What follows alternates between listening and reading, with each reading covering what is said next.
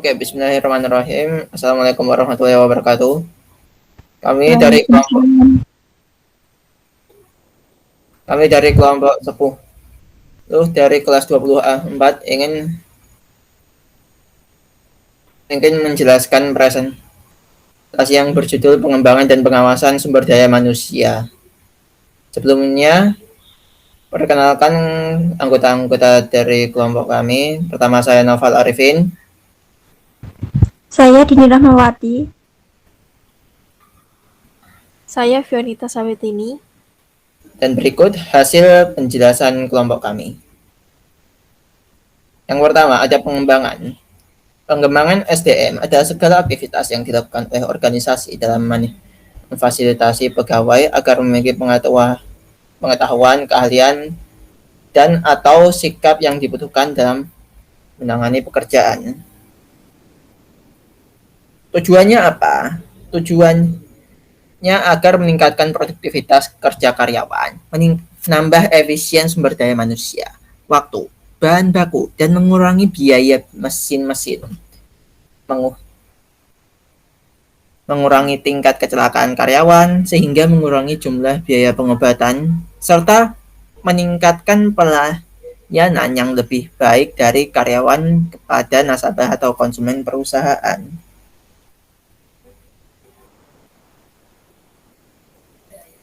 Adapun kegunaan dari pengembang diantaranya mampu mengurangi kerusakan yang terjadi, pekerjaan bisa berjalan secara efisien, meningkatkan sikap kepemimpinan, memberikan tingkat pelayanan yang lebih baik kepada konsumen, menciptakan moral yang baik bagi karyawan, mampu meningkatkan balas jasa. Berikutnya akan dijelaskan oleh dari Dini Rahmat. Silakan. Jenis-jenis pengembangan sumber daya manusia meliputi skill training, retraining, cross-functional training, team training, language training, teknologi training, creativity training. Pengawasan. Pengawasan atau controlling sumber daya manusia merupakan kegiatan yang dilakukan untuk mengendalikan pelaksanaan tugas atau pekerjaan yang dilakukan oleh seseorang agar proses pekerjaan tersebut sesuai dengan hasil yang diinginkan. Tujuan pengawasan meliputi 1. Mengetahui lancar atau tidaknya pekerjaan. 2. Memperbaiki kesalahan-kesalahan yang dibuat dengan melihat kelemahan, kesulitan, dan kegagalan. 3. Mengetahui apakah penggunaan fasilitas pendukung kegiatan telah sesuai dengan rencana atau terarah pada pasaran. 4. Mengetahui hasil pekerjaan dibandingkan dengan yang telah ditetapkan dalam perencanaan semula. 5. Mengetahui apakah segala sesuatu berjalan efisien dan dapatkah diadakan perbaikan lebih lanjut. Kegunaan pengawasan. 1. Menetapkan tujuan-tujuan dan merencanakan bagaimana mencapainya. 2. Menentukan beberapa banyak karyawan diperlukan dan keterampilan yang harus dimiliki. 3. Menyeleksi individu-individu untuk mengisi posisi-posisi dan kemudian mereka diberi tugas kerja. 4. Meneliti dan mempelajari rencana-rencana yang akan dilaksanakan, juga memodifikasi rencana tersebut. Oke, terima kasih Saudari Dini. Dan berikutnya akan diteruskan oleh Saudari Fionita. Silakan. Baik, terima kasih Mas Noval.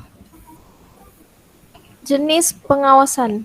Jenis pengawasan antara lain yaitu pengawasan fungsional, pengawasan masyarakat, dan pengawasan melekat.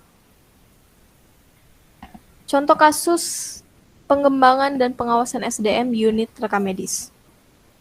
Dalam hal pengembangan kemampuan petugas rekam medis, Rumah Sakit RK Caritas di Palembang biasanya mengirim beberapa petugas rekam medis untuk mengikuti pelatihan yang diadakan oleh Pormiki. Biasanya Pormiki akan mengadakan pelatihan setidaknya 2 kali dalam setahun.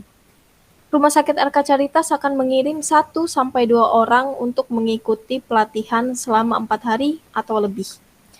Dan setelah itu petugas rekam medis yang ditunjuk untuk mengikuti pelatihan akan mempresentasikan materi yang diterima selama mengikuti pelatihan. Hal ini dilakukan agar para petugas rekam medis dapat meningkatkan skill dan pemahamannya. Sedangkan dalam hal pengawasan, biasanya kepala unit rekam medis akan mengadakan evaluasi pada petugas rekam medis setidaknya 6 bulan sekali untuk memonitor dan mengecek pekerjaan petugas rekam medis. Hal ini dilakukan agar petugas rekam medis tetap melakukan pekerjaannya dengan baik dan terarah. Ya, terima kasih Saudari Via Neta, dan terima kasih untuk sudah mendengarkan penjelasan dari kami. Apabila ada yang ingin ditanyakan, silahkan tulis di kolom komentar. Ya, jangan lupa untuk tekan tombol subscribe-nya dan sampai jumpa.